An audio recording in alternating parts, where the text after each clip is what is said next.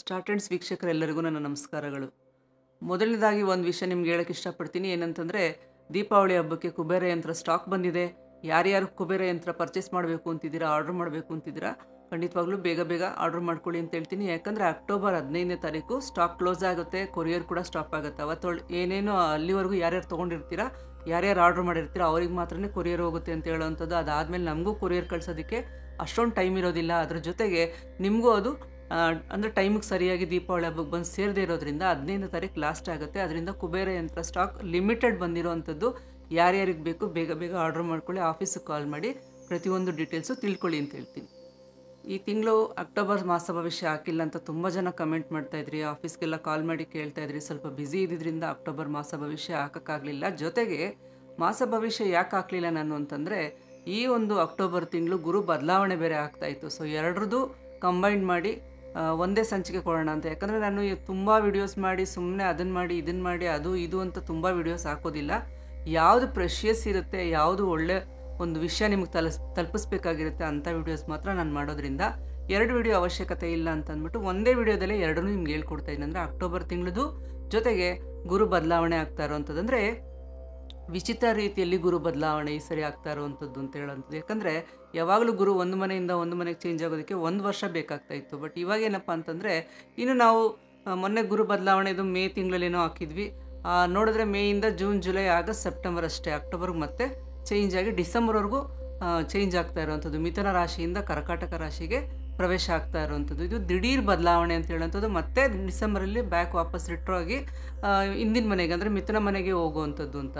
ಆ ರೀತಿಯಲ್ಲಿ ನೋಡೋದಾದರೆ ಈ ಒಂದು ಗುರುಬಲ ದಿಢೀರಾಗಿ ಕೆಲವು ರಾಶಿಗಳಿಗೆ ತುಂಬ ಅದೃಷ್ಟ ತಂದು ಕೊಟ್ಬಿಡುತ್ತೆ. ಇವಾಗ ಹಿಂದೆ ನಾವು ಹೇಳಿದ್ವಿ ಯಾವ್ಯಾವ ರಾಶಿಗಳಿಗೆ ಅದೃಷ್ಟ ಇದೆ ಅನ್ನೋಂಥದ್ರ ಜೊತೆಗೆ ಈಗ ಯಾರ್ಯಾರಿಗೆ ಅದೃಷ್ಟ ಸ್ಟಾರ್ಟ್ ಆಗ್ತಾ ಇದೆ ಅದು ಏನಂದರೆ ಕೇವಲ ಪೀರಿಯಡ್ ಆಫ್ 3 ಮಂತ್ಸ್ ಅಷ್ಟೇ. ಅಕ್ಟೋಬರ್, ನವಂಬರ್, ಡಿಸೆಂಬರ್ ಅಷ್ಟೇ, 3 ತಿಂಗಳಿಗೆ ಮಾತ್ರ. ಅಂದರೆ ಅದರಲ್ಲಿ ಯಾವ ಡೇಟಿಂದ ಯಾವ ಡೇಟ್ಗೆ ಅಂತ ಕೂಡ ತಿಳಿಸ್ಕೊಡ್ತೀನಿ. ಆ ರೀತಿಯಲ್ಲಿ ನೋಡೋದಾದರೆ, ಮೊದಲನೇದಾಗಿ ಯಾವಾಗ ಗುರು ಬದಲಾವಣೆ ಆಗ್ತಾಯಿದೆ ಮಿಥುನ ರಾಶಿಯಿಂದ ಕರ್ಕಾಟಕ ರಾಶಿಗೆ ಅಂತ ನೋಡೋದಾದರೆ, 18/10/2025 ಸಂಜೆ 5:30ಕ್ಕೆ ಗುರು ಬದಲಾವಣೆ ಆಗ್ತಾ ಇರುವಂಥದ್ದು ಮಿಥುನ ರಾಶಿಯಿಂದ ಕರ್ಕಾಟಕ ರಾಶಿಗೆ. ಕರ್ಕಾಟಕ ರಾಶಿಯಲ್ಲಿ ಎಷ್ಟು ದಿನ ಇರ್ತಾನೆ ಗುರು ಅಂತ ನೋಡೋದಾದರೆ, 5ನೇ ತಾರೀಕು 12ನೇ ತಿಂಗಳು 2025 ಅಂದರೆ ಡಿಸೆಂಬರ್ 5ನೇ ತಾರೀಕುವರೆಗೂ ಕರ್ಕಾಟಕ ರಾಶಿಯಲ್ಲಿ ಇರ್ತಾನೆ. ಮತ್ತು 6ನೇ ತಾರೀಕು ವಾಪಸ್ ರಿಟರ್ನು ಮಿಥುನಾಗೆ ಹೋಗ್ತಾ ಇರೋವಂಥದ್ದು. ನೆಕ್ಸ್ಟ್ ಇನ್ನು ಮೇವರೆಗೂ ಮಿಥುನ ರಾಶಿಯಲ್ಲಿ ಇರ್ತಾನೆ. ಈಗೇನೇನು ನಾವು ಗುರುಬಲ ಚೇಂಜ್ ಆದಾಗ ಹೇಳಿದ್ವಿ ಅದೆಲ್ಲ ಒಂದು 2 ತಿಂಗಳ ಮಟ್ಟಿಗೆ ಸ್ವಲ್ಪ ಬೇರೆಯವ್ರಿಗೂ ಒಳ್ಳೆಯದಾಗುತ್ತೆ. ಬಟ್ ಅದಾದಮೇಲೆ ಇಂದಿನ ನಾವು ಮಾರ್ಚ್ ಸಂಚಿಕೆಯಲ್ಲಿ ಏನು ಹೇಳಿದ್ವಿ ಗುರುಬಲದಲ್ಲಿ ಯಾರ್ಯಾರಿಗೆ ಅದೃಷ್ಟ ಇದೆ ಅನ್ನುವಂಥದ್ದು, ಅದು ಮತ್ತೆ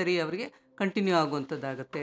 ಸೊ ಈಗ ಯಾರ್ಯಾರಿಗಪ್ಪ ತುಂಬ ಅದೃಷ್ಟ ಬರ್ತಾ ಇದೆ ಅಂತ ನಾವು ನೋಡೋದಾದರೆ, ಮೊದಲನೇದಾಗಿ ಏನಂದರೆ ಮೇಷರಾಶಿ. ಮೇಷರಾಶಿಯವರಿಗೆ 4ನೇ ಮನೆಗೆ ಗುರು ಹೋಗ್ತಾ ಇರೋದ್ರಿಂದ, 4ನೇ ಮನೆ ಅಂತ ಬಂದಾಗ ನಾವು ಯಾವಾಗಲೂ ಹೇಳೋವಂಥದ್ದು ಸ್ವಂತ ಮನೆ ತೊಗೊಳ್ಳೋವಂಥ ಯೋಗ ಅನ್ನುವಂಥದ್ದು, ಕಂಫರ್ಟು, ಲಕ್ಸುರಿ, ವೆಹಿಕಲ್ಸು, ಮತ್ತು ತಾಯಿಯ ಒಂದು ಪ್ರೀತಿ, ಆಶೀರ್ವಾದ, ತಾಯಿಯಿಂದ ಏನಾದರೂ ಗಿಫ್ಟು, ಈ ರೀತಿ ನೋಡೋವಂಥದ್ದು ಅಂತ ನಾವು ನೋಡ್ತೀವಿ. ಆ ರೀತಿಯಲ್ಲಿ ಮೇಷರಾಶಿಗೆ ತುಂಬ ಚೆನ್ನಾಗಿದೆ.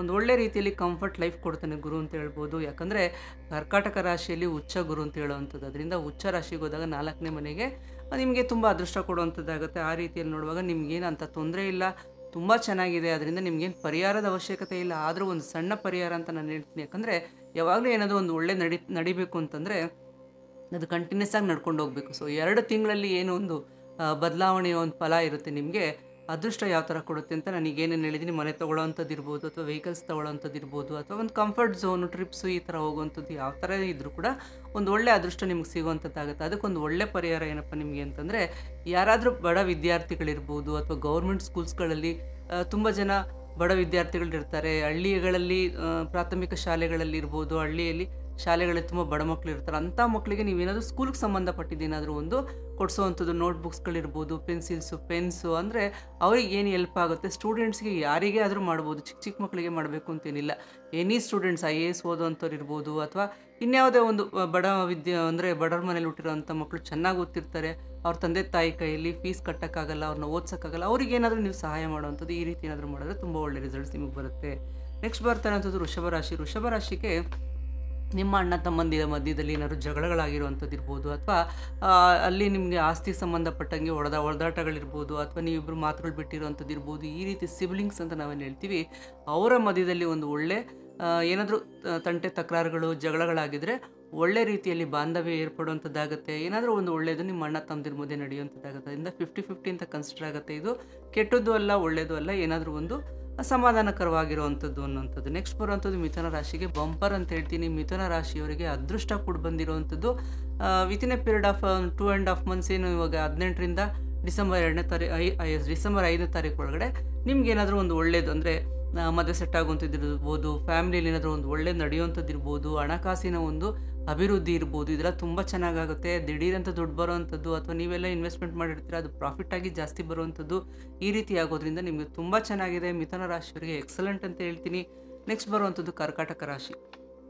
ಕರ್ಕಾಟಕ ರಾಶಿಗೆ ಯಾವಾಗಲೂ ಉಚ್ಚ ಗುರು ಅಂತ ಹೇಳ್ತೀವಿ. ಬಟ್ ಯಾವುದೇ ರಾಶಿಗೆ ಗುರು ಬಂದಾಗ ಆ ಮನೆಯವರಿಗೆ ಜನ್ಮ ಗುರು ನರೋ ದುಃಖಂ ಅನ್ನೋ ರೀತಿಯಲ್ಲಿ ನರದಲ್ಲೂ ದುಃಖ ಪಡಬೇಕು, ಆ ರೀತಿ ಮಾಡಿಬಿಡ್ತಾನೆ ಅನ್ನೋಂಥದ್ದು. ಕರ್ಕಾಟಕ ರಾಶಿಯವರಿಗೆ ಏನು ಅಂಥ ಒಳ್ಳೆ ಚೆನ್ನಾಗಿಲ್ಲ. ಸ್ವಲ್ಪ ಕಷ್ಟಗಳು ಬರೋವಂಥದ್ದು ಇರ್ಬೋದು ಅಥವಾ ತೊಂದರೆಗಳು ಬರೋವಂಥದ್ದು ಇರ್ಬೋದು, ಆರೋಗ್ಯಗಳ ಸಮಸ್ಯೆಗಳಿರ್ಬೋದು, ನೆಮ್ಮದಿ ಕಳ್ಕೊಳ್ಳೋವಂಥದ್ದು ಇರ್ಬೋದು, ಇದೆಲ್ಲ ಆಗೋವಂಥ ಚಾನ್ಸಸ್ ಇರುತ್ತೆ. ಯಾವುದೇ ರೀತಿಯಲ್ಲಿ ಇನ್ವೆಸ್ಟ್ಮೆಂಟ್ ಮಾಡಬೇಡಿ, ಯಾವುದಕ್ಕೆ ಹೊಸ್ದಾಗಿ ಕೈ ಹಾಕಬೇಡಿ. ಇನ್ನೇನಾದರೂ ಹೊಸ್ದಾಗಿ ಏನಾದರೂ ದುಡ್ಡು ಕಾಸು ಆ ರೀತಿ ಯಾರ ಹತ್ರ ಆದರೂ ಕೊಡೋವಂಥದ್ದು ಮಾಡೋವಂಥದ್ದು ಇದ್ದರೆ ಅದನ್ನೆಲ್ಲ ಏನೂ ಮಾಡದೆ ಈಗ ಹೆಂಗೆ ನಿಮ್ಮ ಜೀವನ ಹೋಗ್ತಾಯಿದೆ ಆ ರೀತಿಯಲ್ಲಿ ಮಾಡ್ಕೊಳ್ಳಿ. ಕರ್ಕಾಟಕ ರಾಶಿಗೆ ಸ್ವಲ್ಪ ಕಷ್ಟ ಆಗುವಂಥದ್ದಾಗುತ್ತೆ. ನೆಕ್ಸ್ಟ್ ಬರುವಂಥದ್ದು ಸಿಂಹ ರಾಶಿ. ಸಿಂಹ ರಾಶಿಯಲ್ಲಿ 12ನೇ ಮನೆ ಅಂತ ಬಂದಾಗ ಸಿಂಹ ರಾಶಿಯ ಹಿಂದಿನ ಮನೆ 12ನೇ ಮನೆ ಅಂತ ನಾವು ಕನ್ಸಿಡರ್ ಮಾಡ್ತೀವಿ. ನಿದ್ರಾಹೀನತೆ, ಹೆಲ್ತ್ ಎಫೆಕ್ಟ್ ಆಗುವಂಥದ್ದು, ನಿದ್ದೆ ಬರದೇ ಇರುವಂಥದ್ದು, ಸುಮ್ಮನೆ ನೆಮ್ಮದಿ ಹಾಳಾಗುವಂಥದ್ದು, ಆರೋಗ್ಯ ಹಾಳಾಗುವಂಥದ್ದು, ಈ ರೀತಿಯೂ ಸ್ವಲ್ಪ ತೊಂದರೆಗಳು ನಿಮ್ಗಾಗುತ್ತೆ. ಬಟ್ ಏನಪ್ಪ ಅಂದರೆ ಫಾರಿನ್ ಟ್ರಿಪ್ಸ್ ಕೊಡ್ತಾನೆ, ಏನಾದರೂ ಟ್ರಿಪ್ ಹೋಗುವಂಥದ್ದು, ಈ ರೀತಿ ಏನಾದರೂ ನಿಮ್ಗೊಂದು ಒಳ್ಳೆ ಶುಭ ಸುದ್ದಿನೂ ಇದೆ, ಕೆಟ್ಟದ್ದು ಇದೆ. ಅದರಿಂದ ನಿಮ್ಗೆ ಏನಂತಂದರೆ ಈಗ ಯಾರ್ಯಾರಿಗೆ ನಾನು ಕಷ್ಟ ಅಂತ ಹೇಳ್ತೀನಿ ಅವ್ರಿಗೆಲ್ಲ ಲಾಸ್ಟಲ್ಲಿ ಪರಿಹಾರ ಹೇಳ್ತೀನಿ. ಇಲ್ಲಿಲ್ಲ ಪರಿಹಾರಗಳು ನಾನು ಕೊಡ್ತಾ ಇಲ್ಲ, ಯಾಕಂದರೆ ಒಳ್ಳೇದಿದ್ದಾಗ ನಿಮ್ಗೆ ಅಂಥ ಪರಿಹಾರಗಳು ಬೇಕು ಅಂತ ನನಗೆ ಅನಿಸಿದಾಗ ಮಾತ್ರ ಕೊಡ್ತೀನಿ. ಎಲ್ಲರಿಗೂ ಪರಿಹಾರಗಳು ಕೊಡೋದಿಲ್ಲ. ಸ್ವಲ್ಪ ಕೆಟ್ಟದೊಂದಾಗ ಲಾಸ್ಟಲ್ಲಿ ಪರಿಹಾರಗಳು ಕೊಡ್ತೀನಿ. ಸೊ ಯಾರ್ಯಾರಿಗೆ ನನಗೆ ಹೇಳ್ತೀನಿ ಅದೆಲ್ಲ ನೀವು ತಿಳ್ಕೊಳ್ಳಿ. ಲಾಸ್ಟಲ್ಲಿ ನಿಮಗೆ ಯಾವ್ಯಾವ ರಾಶಿಗೆ ಏನೇನು ಮಾಡ್ಕೋಬೇಕು ಅನ್ನೋವಂಥದ್ದು ಓನ್ಲಿ ಫಾರ್ ಯಾರಿಗೆ ಮಾಡ್ಕೋಬೇಕು ಅವ್ರಿಗೆ ಮಾತ್ರ ಹೇಳ್ತೀನಿ. ಸೊ ನೆಕ್ಸ್ಟ್ ಬರುವಂಥದ್ದು ಕನ್ಯಾ ರಾಶಿ. 11ನೇ ಮನೆ. ದಿಢೀರ್ ದುಡ್ಡು, ಏನಾದರೂ ಒಂದು ಫಿನಾನ್ಸ್ ಸಂಬಂಧಪಟ್ಟಂಗೆ ಏನಾದರೂ ಒಳ್ಳೆ ನ್ಯೂಸ್ ಬರುವಂಥದ್ದು ಇರ್ಬೋದು, ಒಂದು ರೀತಿಯಲ್ಲಿ ಜೀವನದಲ್ಲಿ ಏನಾದರೂ ಒಂದು ಹೊಸದಾಗಿ ಒಂದು ಮೈಲಿಗಲ್ಲು ಅಂತ ಹೇಳ್ತೀವಲ್ಲ, ಆ ರೀತಿ ಒಂದು ಸ್ಟೆಪ್ಪಿಂಗ್ ಸ್ಟೋನಿಂದ ಒಂದು ಮೈಲ್ ಸ್ಟೋನ್ ಅಂತ ನಾವು ಹೇಳ್ತೀವಿ, ನಡ್ಕೊಂಡು ಮುಂದೆ ಹೋಗುವಂಥ ಒಂದು ದಾರಿ ನಿಮ್ಗೆ ಸಿಗ್ಬೋದು. ಅದೇ ರೀತಿಯಲ್ಲಿ ಒಂದು ಅದೃಷ್ಟ ಬರುವಂಥದ್ದು ಇರ್ಬೋದು, ನಿಮ್ಮ ಜೀವನದ ಒಂದು ಉತ್ತುಂಗದ ಒಂದು ಸ್ಥಾನ ಅಂತಲೇ ಹೇಳ್ತೀವಿ, ಅದು ಸಿಗುವಂಥದ್ದು. ಈ ರೀತಿ ಕನ್ಯಾ ರಾಶಿಯವರಿಗೆ ತುಂಬ ಚೆನ್ನಾಗಿದೆ. ಹ್ಯಾಪಿ ಅಂತ ಹೇಳ್ತೀನಿ, ಖುಷಿಯಾಗಿರಿ, ಎಂಜಾಯ್ ಮಾಡಿ ಅಂತ ಹೇಳ್ತೀನಿ. ತುಂಬ ಚೆನ್ನಾಗಿದೆ ಕನ್ಯಾ ರಾಶಿಗೆ. ತುಲಾ ರಾಶಿಗೆ 10ನೇ ಮನೆ ಅಂತ ಬಂದಾಗ ಉದ್ಯೋಗದಲ್ಲಿ ಬಡ್ತಿ, ಪ್ರಮೋಷನ್ಸ್ ಇರ್ಬೋದು, ಹೊಸ ಬಿಸ್ನೆಸ್ಗಳು ಕೈ ಹಾಕುವಂಥದ್ದು ಇರ್ಬೋದು, ಹೊಸ ವೆಂಚರ್ ಸ್ಟಾರ್ಟ್ ಮಾಡುವಂಥದ್ದು ಇರ್ಬೋದು, ಅಥವಾ ಪ್ರಮೋಷನ್ ಸಿಗುವಂಥದ್ದು ಇರ್ಬೋದು, ಟ್ರಾನ್ಸ್ಫರ್ ಆಗುವಂಥದ್ದು ಇರ್ಬೋದು, ಎಲ್ಲೋ ಬೇರೆ ಕಡೆ ಹಾಕ್ಬಿಡ್ತಾರೆ ಅದು ಮತ್ತೆ ನಿಮ್ಗೆ ಟ್ರಾನ್ಸ್ಫರ್ ಆಗುವಂಥದ್ದು ಇರ್ಬೋದು. ಈ ರೀತಿ ಏನಾದರೂ ಒಂದು ಉದ್ಯೋಗ ಅಥವಾ ಬಿಸ್ನೆಸ್ ಸಂಬಂಧಪಟ್ಟಂಗೆ ಏನಾದರೂ ನಡೆಯುವಂಥದ್ದಾಗುತ್ತೆ. ಆ ರೀತಿಯಲ್ಲಿ ನಿಮ್ಗೆ ನೋಡುವಾಗ 50-50 ಅಂತ ಹೇಳ್ತೀನಿ. ಕೆಟ್ಟದ್ದು ಅಲ್ಲ, ಒಳ್ಳೆಯದು ಅಲ್ಲ, ಒಂದು ಒಳ್ಳೆ ರೀತಿಯಲ್ಲಿ ಏನಾದರೂ ಒಂದು ಆಗುವಂಥದ್ದಾಗುತ್ತೆ. ವೃಶ್ಚಿಕ ರಾಶಿ 9ನೇ ಮನೆಗೆ ಹೋಗ್ತಾ ಇರೋವಂಥದ್ದು ಭಾಗ್ಯದ ಬಾಗಿಲು ತೆಗೆಯುತ್ತೆ ಅಂತ ಹೇಳ್ತೀನಿ. ಎಲ್ಲ ರೀತಿಯಲ್ಲೂ ಅದೃಷ್ಟ, ತಾತ ಅಜ್ಜಿಯಿಂದ ಒಂದು ಏನಾದರೂ ನಿಮಗೆ ಒಂದು ಒಳ್ಳೆ ಉಡುಗೊರೆ ಇರ್ಬೋದು, ಅಥವಾ ಅವರೇನೋ ಒಂದು ಕೂಡಿಟ್ಟಿರೋವಂಥ ಹಣನೋ ಚಿನ್ನನೋ ಅಥವಾ ಅವರಲ್ಲಿ ಏನಿರುತ್ತೆ ಒಂದು ಆಸ್ತಿನೋ ಏನಾದರೂ ಒಂದು ಕೊಡುವಂಥದ್ದು, ಈ ರೀತಿ ಭಾಗ್ಯದ ಬಾಗಿಲು ತೆರೆಯುವಂಥ ಟೈಮು. ಜೊತೆಗೆ ಭಾಗ್ಯೋದಯ ಆಗುವಂಥದ್ದು 2026 ಜೂನಲ್ಲಂತೂ ವೃಶ್ಚಿಕ ರಾಶಿಯವರಿಗೆ ಬಂಪರ್. ಬಟ್ ಇವಾಗ ಒಂದು ಮಧ್ಯದಲ್ಲಿ ಕೆಟ್ಟದ್ದು ನಡೆದಾಗ ಒಂದು ಏನೋ ಒಳ್ಳೇದು ನಡಿಬೇಕಲ್ಲ, ಕತ್ಲೆಯಿಂದ ಒಂದು ಬೆಳಕಿರುತ್ತೆ ಅಂತ ಹೇಳೋ ರೀತಿಯಲ್ಲಿ ಒಂದು ಬೆಳಕು 2 ತಿಂಗಳ ಮಟ್ಟಿಗೆ ಎಲ್ಲ ರಾಶಿಗಳಿಗೂ ಸ್ವಲ್ಪ ಕೊಡ್ತಾ ಇದ್ದೇನೆ. ಆ ರೀತಿಯಲ್ಲಿ ವೃಶ್ಚಿಕ ರಾಶಿಗೆ ಎಕ್ಸಲೆಂಟ್ ಟೈಮ್ ಅಂತ ಹೇಳ್ತೀನಿ. ತುಂಬ ಒಳ್ಳೆ ಟೈಮು, ನಿಮ್ಮ ಜೀವನದಲ್ಲಿ ಭಾಗ್ಯದ ಬಾಗಿಲು ಓಪನ್ ಆಗುತ್ತೆ ಅನ್ನೋವಂಥದ್ದು. ನೆಕ್ಸ್ಟ್ ಬರುವಂಥದ್ದು ಧನುರಾಶಿ. ಸ್ವಲ್ಪ ಯಾರನ್ನೂ ನಂಬೇಡಿ, ಜಾಮೀನು ಕೊಡುವಂಥದ್ದು, ಫ್ರೆಂಡ್ಸು, ಅಣ್ಣ ತಮ್ಮ ಅಕ್ಕ ತಂಗಿ ಈ ಥರ ಏನೋ ದುಡ್ಡು ಕೊಟ್ಬಿಡುವಂಥದ್ದು, ಸಿಕ್ಕಾಕೊಂಡ್ಬಿಡುವಂಥದ್ದು, ಅದು ನಿಮ್ಮ ಜೀವಕ್ಕೆ ಕೂತು ತರೋವಂಥದ್ದಾಗುತ್ತೆ. ಅದರಿಂದ ಯಾರನ್ನೂ ನಂಬೇಡಿ, ಯಾರಿಗೂ ಸೈನ್ ಹಾಕೋಕ್ಕೆ ಹೋಗ್ಬಿಡಿ, ಯಾರಿಗೂ ಜಾಮೀನು ಆಗೋಕ್ಕೆ ಹೋಗ್ಬಿಡಿ. ಆ ರೀತಿಯಲ್ಲಿ ನೋಡುವಾಗ ಸ್ವಲ್ಪ ಯಾವುದೇ ಇನ್ವೆಸ್ಟ್ಮೆಂಟ್ಸು ಬೇಡ ಅಂತ ಹೇಳ್ತೀನಿ. ನಷ್ಟ ಅನುಭವಿಸ್ತೀರ, ಅದರಿಂದ ತುಂಬ ಕಷ್ಟಕ್ಕೂ ಒಳಗಾಗ್ತೀರಾ ಅಂತ ಹೇಳ್ತೀನಿ. ಅದರಿಂದ ಚೆನ್ನಾಗಿಲ್ಲ ಧನುರಾಶಿಗೆ ಅಂತ ಹೇಳೋವಂಥದ್ದು. ಇದು ಭಯ ಪಡಿಸೋದೆಲ್ಲ, ಎಚ್ಚರಿಕೆ ಕೊಡ್ತಾ ಇರೋದು, ಯಾವುದ್ರಲ್ಲೂ ಕೈ ಹಾಕಿ ಸುಟ್ಕೋಬೇಡಿ ಅಂತ ಹೇಳುವಂಥದ್ದು. ನೆಕ್ಸ್ಟ್ ಬರುವಂಥದ್ದು ಮಕರ ರಾಶಿ. 7ನೇ ಮನೆ, ವಿವಾಹ ಯೋಗ.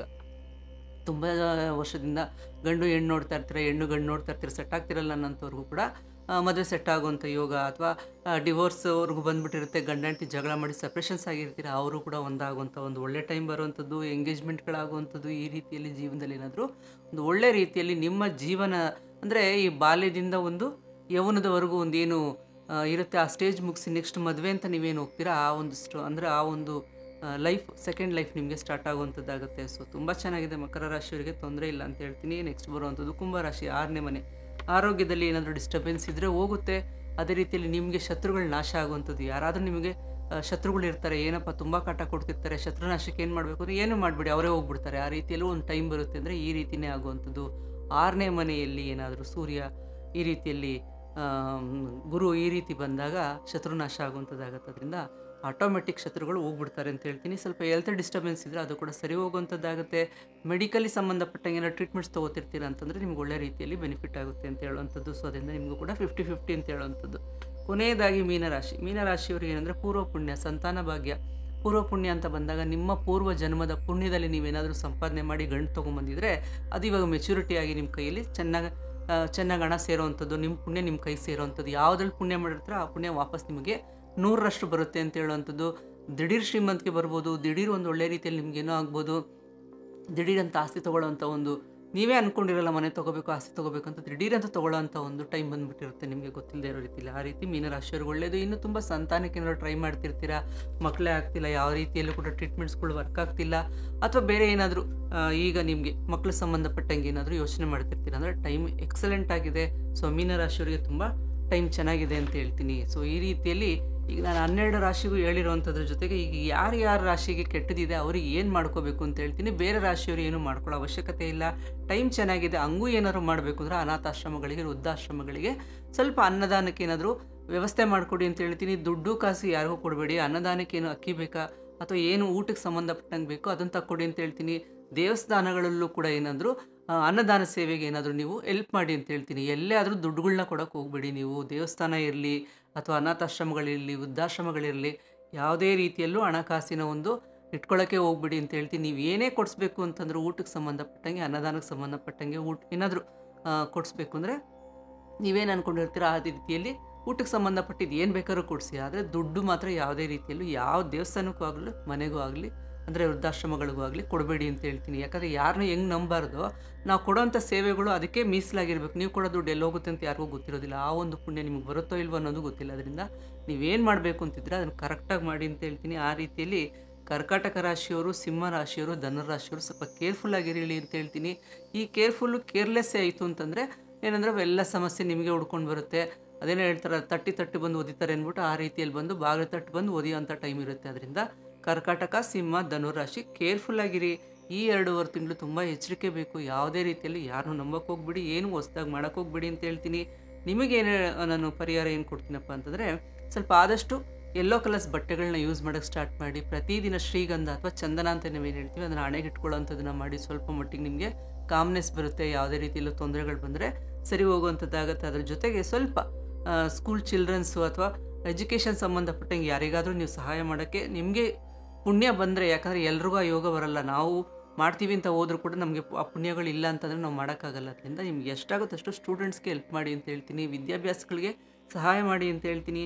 ಅದೇ ರೀತಿಯಲ್ಲಿ ಅನಾಥಾಶ್ರಮಗಳಿಗೆ, ವೃದ್ಧಾಶ್ರಮಗಳಿಗೆ ಅನ್ನದಾನ ಕೊಡುವಂಥದ್ದು ಅಥವಾ ಅದಕ್ಕೆ ಸಂಬಂಧಪಟ್ಟಂಗೆ ಏನಾದರೂ ಮಾಡೋವಂಥದ್ದನ್ನು ಮಾಡಿ. ಅದು ಬಿಟ್ಟು ಬೇರೆ ಎಲ್ಲ ರಾಶಿಯವ್ರಿಗೂ ಏನು 50-50 ಅಂತ ಹೇಳಿದ್ದೀನಿ, ಒಳ್ಳೆಯದು ಅಂತ ಹೇಳಿದ್ದೀನಿ, ಅವ್ರಿಗೂ ಕೂಡ ಕೊಡೋ ಪರಿಹಾರ ಏನಪ್ಪ ಅಂದರೆ ಅನಾಥಾಶ್ರಮಗಳಿಗೆ, ವೃದ್ಧಾಶ್ರಮಗಳಿಗೆ, ದೇವಸ್ಥಾನಗಳಿಗೆ, ಅನ್ನದಾನಕ್ಕೆ, ಊಟದ ವ್ಯವಸ್ಥೆಗೆ ಮಾತ್ರ ಸಹಾಯ ಮಾಡಿ. ದುಡ್ಡು ಬೇಡ, ಸಾಮಗ್ರಿಗಳನ್ನ ತೊಗೊಂಡೋಗಿ ಕೊಡಿ ಅಂತ ಹೇಳ್ತೀನಿ.